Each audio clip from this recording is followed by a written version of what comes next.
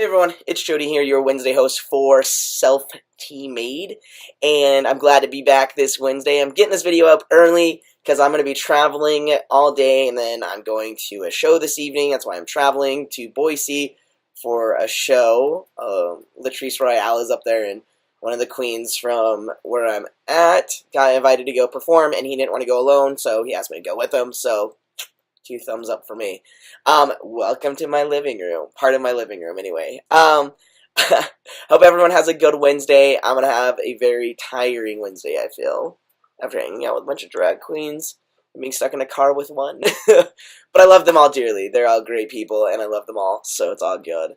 They brighten up my life. But anyway, let's get into this week's topic, which is being outed.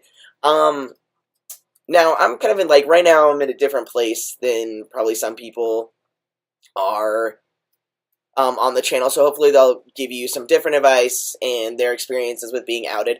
I haven't actually been outed in quite some time with my personal family and my friends that I consider my family for the most part, and the last time I got outed, the 2 last times I got outed was one, just this last spring semester, a girl outed me, and I'll kind of give you that gist on how I dealt with that.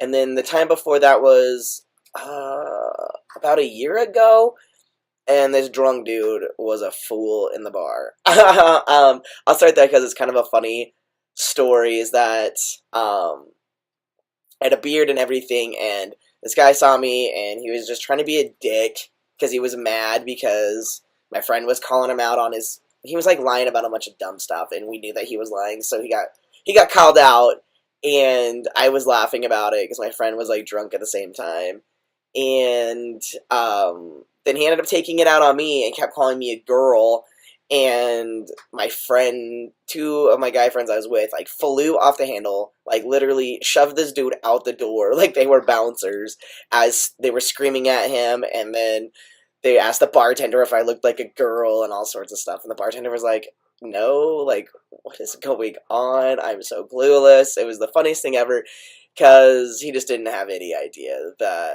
I was obviously trans. And so it was just kind of comical. And I didn't get upset because I was like, he just looks like a drunk idiot. Legitimately a drunk idiot by calling me a female. And so, but I was really glad that my friends defended me. That was nice because I was too busy laughing at this jackass. Let's see, when my friends and family outed me when I first started transitioning, it wasn't like they purposely were like, oh, Jodi's trans. They would mess up on pronouns in front of people that I had just met as a guy, or as male, and so then that outed me, and then at first I knew this was going to happen. I expected these things to happen, and then about a year and a half in, it still kind of happened. 2 years in, it happened with my family, especially when they're around me. It's really interesting. When people are around me with my family, they mess up pronouns sometimes. But when they're talking to strangers, they never mess up pronouns. When they're talking about me, they never mess up pronouns.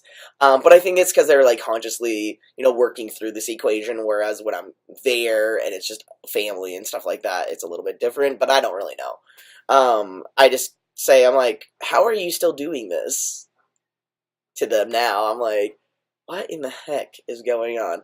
But I think to kind of defend my family is, one, I started transitioning when I was 29. I'm 32 now, and a lot of guys change their name, and I didn't. Jodi's my birth name, and I'm keeping it, so that's all good. My middle name is what I'm really worried about. I'm currently working on that, but that's for a different time. So anyway, so I think that's why it's because I didn't change my name. I'm keeping my birth name, so I think that's a little bit harder for people, for my family especially. Friends, when they would out me, I would, tell them that I was really concerned about my safety. If I had a partner, I'd be concerned about her safety. I'm concerned about my family's safety, and I don't want to become, a weird fetish to somebody. And so, and I don't know who these people are telling, so I like to be the one to tell them so I can minimize how many people know my personal business to a certain capacity. Now, I do put information out there on Instagram and YouTube and sometimes Facebook, and so I know that I haven't micromanaged it as much as I would like to, but around the city that I live in, I try to minimize that as much as possible, just because I just don't trust people, and some of the experiences I've had with people have been really wild and crazy. But then they've also been really educational too. So, but I do talks at the university I go to, so I'm probably not. I don't micromanage as much as I would like to think, or as much as I used to, I guess. Within the first 2 years, I managed it quite a bit.